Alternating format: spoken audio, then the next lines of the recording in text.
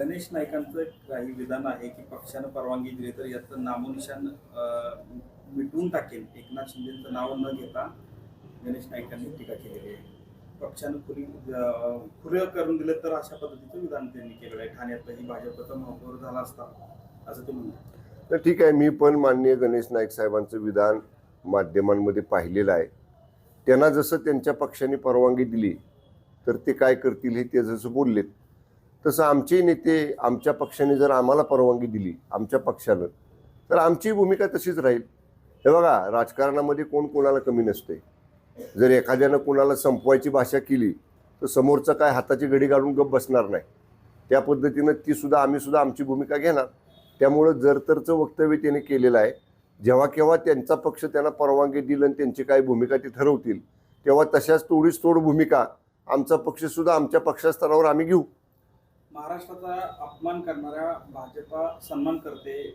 भगतसिंग कोश्यारींच्या पद्मभूषण पुरस्काराबाबत बोललं जाते. काही राऊतांची टीका. नाही, राऊत बघा प्रत्येकावर टीका करत असतात. आता पद्मभूषण पुरस्कार हा केंद्र सरकारनं जाहीर केलेला आहे. महामहिम माननीय राष्ट्रपती महोदयांच्या हस्ते ते पुरस्कार दिले जातात आणि ते पुरस्कार देताना ज्या व्यक्तींना माननीय व्यक्तींना पुरस्कार दिलेला आहे त्यांचं सगळं आत्तापर्यंतचं केलेलं कार्य, आत्तापर्यंतचं त्यांचं असणारं योगदान, ह्या सगळ्या गोष्टी पाहून तपासून असे मोठे पद्म पुरस्कार दिले जातात.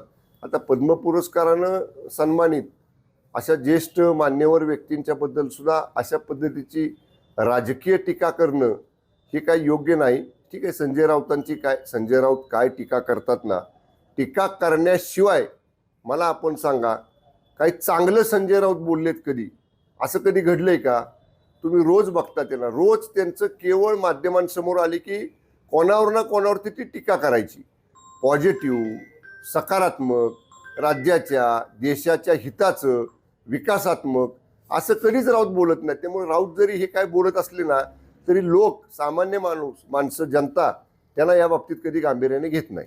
साहेब, सुषमा अंधारेंनी एक टीका केली की नगरपालिका निवडणुकीमध्ये, महानगरपालिका निवडणुकीमध्ये पैशांचा पाऊस करूनही एकनाथ शिंदेचे 616 नगरसेवक निवडून आले, तर आम्ही एकही रुपया न खर्च करता 543 नगरसेवक निवडून. त्याने कुठल्या आधारे सांगितलं पैशाचा पाऊस केला म्हणून?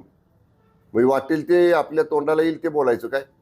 असं एक केस दाखवा, एक प्रकरण दाखवा की कुठं पैसे वाटले, पैसे वाटताना कुठं गुन्हा दाखल झाला किंवा काय पैसे कुठे या ठिकाणी लोकांनी काय तक्रारी केल्या. केवळ आपला पराभव झालाय त्याला कारणं शोधायची आणि कारणं शोधून मग त्याला कोणाला तरी म्हणायचं तुम्ही पाऊस पाडला पैशाचा. हे बघा, लोकशाहीमध्ये सत्य आहे ते सत्य आहे. महानगरपालिकेच्या निवडणुका झाल्या, आम्ही राज्यात दुसऱ्या क्रमांकावर आलो. नगरपालिकेच्या निवडणुका झाल्या, आम्ही राज्यात दुसऱ्या क्रमांकावर आलो. आहे ते सत्य आहे ना, हा जनमताचा कौल आहे.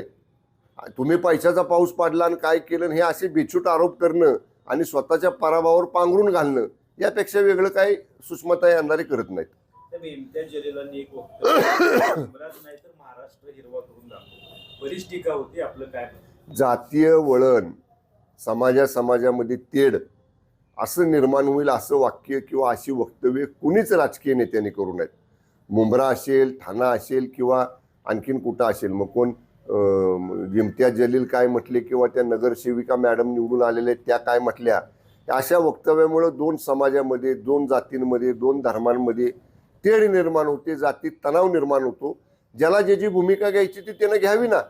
कोणा पक्षीय भूमिका घ्यायला कोणी कोणाचे हात धरलेले नाहीत, पण अशी जाहीर वक्तव्य करून लोकांच्यात समाजामध्ये तेढ निर्माण करून अशांतता पसरेल, हिंसा माजेल अशा पद्धतीची वक्तव्य किमान आमदार, खासदार, माजी खासदार अशा जबाबदार पदावर राहिलेल्या व्यक्तींनी तरी, ज्यांना संविधान माहिती आहे, ज्यांनी त्या काळात संविधानाची शपथ घेऊन काम केलेलं आहे, त्यांनी तरी अशी जातीय तेढ निर्माण करणारे वक्तव्य करू नयेत.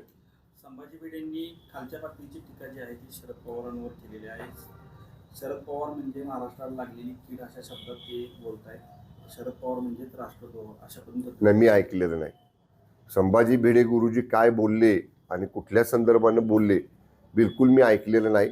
त्यामुळे ते ऐकल्याशिवाय, कारण माननीय ज्येष्ठ नेते पवारसाहेबांच्या बद्दलचं जर हे वक्तव्य असेल तर ते कुठल्या संदर्भानं बोललेत ह्याची पूर्ण माहिती घेतल्याशिवाय त्यावर बोलणं योग्य नाही. भाजप ही गद्दारांची टोळी चालवत असल्याचं शिवसेनेवर टीका केलेली आहे अंबादास. भाजप काय भाजप ही गद्दारांची टोळी चालवत आहे असं भाजप गद्दारांची टोळी? शिवसेना शिंदे गटाची ही टोळी आहे. शिंदे सेना ही गद्दारांची टोळी आहे आणि ही टोळी भाजप सध्या लोकांनी सिद्ध केलं ना म्हणून अंबादास दानवेंना. लोकसभेत सिद्ध केलं, विधानसभेत सिद्ध केलं की खरी शिवसेना कोणाची आहे. न्याय व्यवस्थेनं सिद्ध केलं आतापर्यंत, घटनेनं सिद्ध केलं. ज्या घटनेनं माननीय केंद्रीय निवडणूक आयोगाला अधिकार दिले त्या माननीय केंद्रीय निवडणूक आयोगानं सिद्ध केलं. आणि लोकांनी मतदान करून खरी शिवसेना ही आदरणीय एकनाथजी शिंदे साहेबांच्याच नेतृत्वाखालची आहे. ही राज्यात दुसऱ्या नंबरवर आम्ही या ठिकाणी शिवसेनेचे नगरसेवक, महानगरपालिकेचे नगरसेवक, नगरपालिकेचे नगरसेवक निवडून आणले ना माननीय शिंदे साहेबांच्या नेतृत्वाखाली. लोकांनी ज्याच्यावर शिक्कामोर्तब केलाय त्याला सुद्धा जर गद्दारी म्हणत असतील तर अंबादास दानवेंच्या वक्तव्याची मला कीव करावीशी वाटते. साहेब, साताऱ्यात काही ड्रग कनेक्शन जे प्रकरण आहे त्यामध्ये सातारा पोलीस झोपलेत का असा सवाल संजय राऊतांनी केला. त्याचबरोबर ड्रग कनेक्शन मधील पैसे निवडणुकीत वापरले असा आरोप देखील त्यांनी केला. नाही बरं का, या संदर्भामध्ये मी जिल्हा पोलीस अधीक्षकांना सखोल चौकशी करण्याचे आदेश यापूर्वीच दिलेले आहेत. त्यामुळं ह्या कनेक्शनच्या मागं कोण आहे, हे रॅकेट कोण चालवतंय याच्या खोलवर जाऊन त्याचा तपास या ठिकाणी आमची सातारा जिल्हा पोलीस यंत्रणा करते आहे.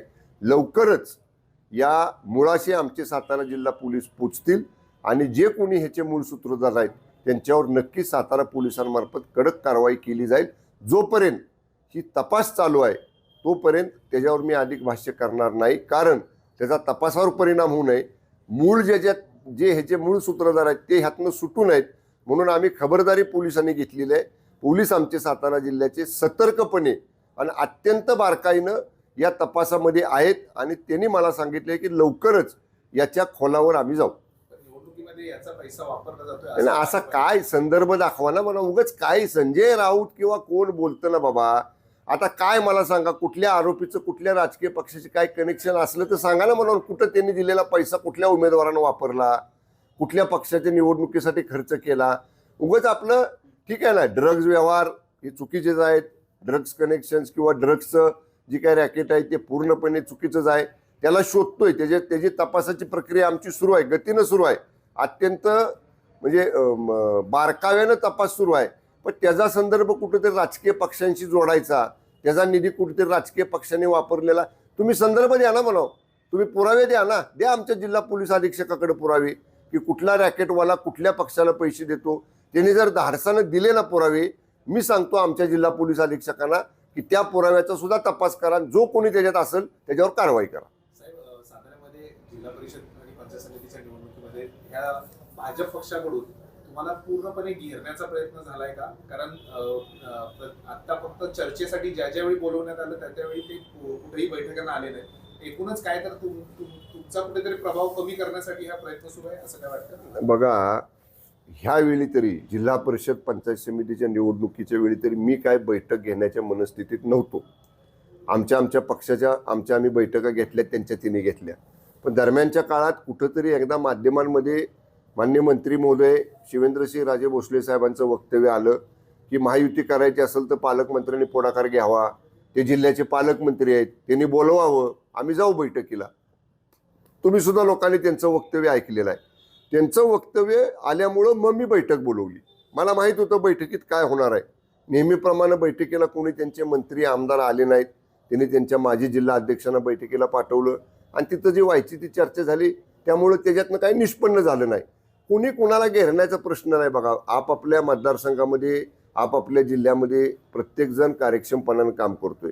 त्यामुळं आम्ही काम करू, आम्ही निवडणुका लढवू, शिवसेनेची ताकद वाढवायचा प्रयत्न करू.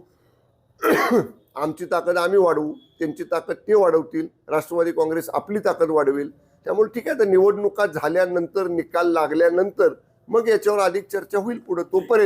तोपर्यंत आपापला पक्ष, आपापली संघटना ही मजबूत करून अधिक संख्येनं तिथले सदस्य निवडून आणणं, याच्यावर सध्या तरी शिवसेना म्हणून जिल्ह्यामध्ये आम्ही लक्ष दिलेलं आहे. शेखबर गोरे एकंदरीतच मोठ्या प्रमाणात ओपन चॅलेंजची भाषा करत आहे. या जिल्हा परिषदे आणि पंचायत समितीमध्ये देखील त्यांनी त्यांच्या स्थानिक मान खटावमध्ये मध्यंतरी मेळावा झाला, त्यात देखील ओपन चॅलेंज दिलेलं आहे शिवसेना आणि राष्ट्रवादीला. ते कसं आहे, मोठे मंत्री आहेत, मोठ्या पक्षाचे मंत्री आहेत, अशा मोठ्या व्यक्तींच्याबद्दल आमच्यासारख्या लहान कार्यकर्त्यांनी बोलणं योग्य नाही. त्यामुळं त्यांनी जे काही वक्तव्य केलं असेल ते आता ठीक आहे, त्यांनी त्यांच्या म्हणजे प्रदीर्घ ज्ञानाच्या जोरावर, अनुभवाच्या जोरावर किंवा त्यांच्याकडं ज्या काही सगळ्या राजकीय बाबी आहेत त्या सगळ्याच्या जोरावरती त्यांनी केलं असेल. ठीक आहे, वक्तव्य करतात ते त्यांनी करावं, पण ठीक आहे, आम्ही सुद्धा आमच्या पद्धतीनं आम्हाला जी पक्षशिस्त घालून दिलेली आहे आमच्या पक्षानं, त्या पक्षशिस्तीच्या चौकटीमध्ये राहून आम्ही आमचा पक्ष वाढवायचं काम करू. निवडणुकीचा निकाल लागल्यानंतर मला वाटतं याच्यावर जर आपण बोललो तर अधिक योग्य होईल. जिल्हा परिषदेवर कुठल्या पक्षाचा अध्यक्ष बसेल असं वाटतंय? आज काहीच आपण सांगू शकत नाही. जोपर्यंत संख्या निवडून कोणाच्या किती आल्या सदस्यांच्या याचं चित्र जोपर्यंत समोर येत नाही तोपर्यंत आता भाष्य करणं योग्य नाही. पण आमचा प्रयत्न राहील की निश्चितपणे शिवसेनेचे जास्त सदस्य निवडून आले पाहिजेत जिल्हा परिषदेला, आणि जिल्हा परिषदेच्या सत्तेमध्ये निश्चितपणे शिवसेनेचा सहभाग झाला पाहिजे या प्रयत्नात. कारण आजपर्यंत गेली 25-30 वर्ष पाहिली तर शिवसेना सत्तेमध्ये कधीच नव्हती.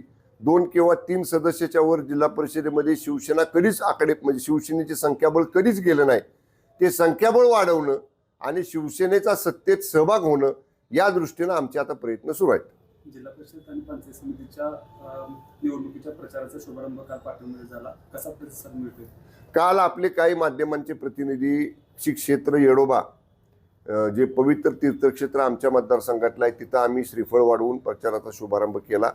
अत्यंत उत्स्फूर्तपणानं संपूर्ण विधानसभा मतदारसंघातले सगळे शिवसेनेचे उमेदवार जिल्हा परिषद पंचायत समितीचे त्या ठिकाणी होते. जनतेचा उत्स्फूर्त प्रतिसाद आहे. आणि ही निवडणूक पाटण विधानसभा मतदारसंघात आम्ही विकास कामांच्या मुद्द्यावर आणि जनसंपर्काच्या मुद्द्यावर, ह्या 2 मुद्द्यांवरती आम्ही लढतोय. विकास कामं जी मी मागच्या 15 वर्षामध्ये मतदारसंघात केलेली आहेत, विशेषतः मागच्या 5 वर्षामध्ये केलेली आहेत, आणि लोकांच्या सुखादुःखात देसाई परिवार नेहमीच सर्वसामान्य माणसाच्या सुखादुःखात आम्ही तिथं उभं राहिलेलो आहे. या मुद्द्यावरती आम्ही निवडणूक लढतोय. आमच्यासमोर पॅकेजचं मोठं आव्हान आहे. मोठी पॅकेजची भाषा कधी नव्हती ती आमच्या पाटण मतदारसंघात केली जाते आहे. पण माझ्या विधानसभा मतदारसंघातली जनता स्वाभिमानी आहे. असल्या कसल्याही पॅकेजला माझ्या मतदारसंघातली जनता बळी पडणार नाही. विकास कामं आणि लोकांचा असणारा जनसंपर्क, सामान्य मतदाराशी जोडली गेलेली नाळ, या मुद्द्यावर आम्ही निवडणुका लढतोय. आणि मला कालच्या शुभारंभाच्या कार्यक्रमाला मिळालेला प्रतिसाद पाहता यावेळी प्रचंड संख्येनं शिवसेनेचे सदस्य पाटण विधानसभा मतदारसंघातून निवडून येतील. नगरपंचायत आणि नगर परिषदेच्या निवडणुकीत महायुतीची कमिटमेंट ठरली होती, एकामेकाच्या विरोधात टीका करायची नाही, एकामेकाला ओपन चॅलेंज करायचं नाही. नगर परिषदेच्या निवडणुका झाल्या, आता नगरपालिकेच्याही निवडणुका झाल्या, कुठेच ही कमिटमेंट पाळताना दिसून आलेली नाही. आणि या बाबतीत महाराष्ट्राची महायुतीची जी राज्य समन्वय समिती आहे त्याच्यामध्ये भारतीय जनता पक्षाचे ज्येष्ठ नेते माननीय बावनकुळे साहेब आणि प्रदेशाध्यक्ष माननीय रवींद्र चव्हाण साहेब आहेत. शिवसेनेकडनं आमचे ज्येष्ठ सहकारी मंत्री माननीय उदय सामंत साहेब आणि मी आहे. आणि राष्ट्रवादी काँग्रेस पक्षाचे प्रदेशाध्यक्ष माननीय सुनील तटकरे साहेब आणि ज्येष्ठ मंत्री माननीय हसन मुश्रीफ साहेब आहेत. आमच्या 6ही लोकांच्या राज्य समन्वय समितीच्या बैठकीत हे स्पष्ट ठरलं होतं, जरी महायुती झाली नाही तरी सुद्धा मैत्रीपूर्ण लढायचं, कुणी कोणावरती व्यक्तिगत टीका करायची नाहीत, कुणी कोणावरती खालच्या थराला जाऊन टीका करायची नाहीत. आपापल्या पक्षाची धोरणं मांडायची, आपापल्या पक्षाची भूमिका मांडायची, आपापल्या उमेदवारांच्या बाबतीत बोलायचं आणि कटुता येणार नाही हे बघायचं. शिवसेनेकडनं आम्ही 100% ते पाळायचा प्रयत्न केला.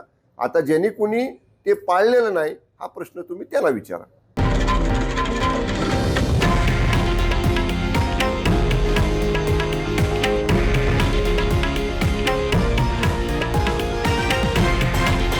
हे आहे देशातील नंबर 1 न्यूज नेटवर्क आणि आपण पाहत आहात TV9 मराठी, एकमेव.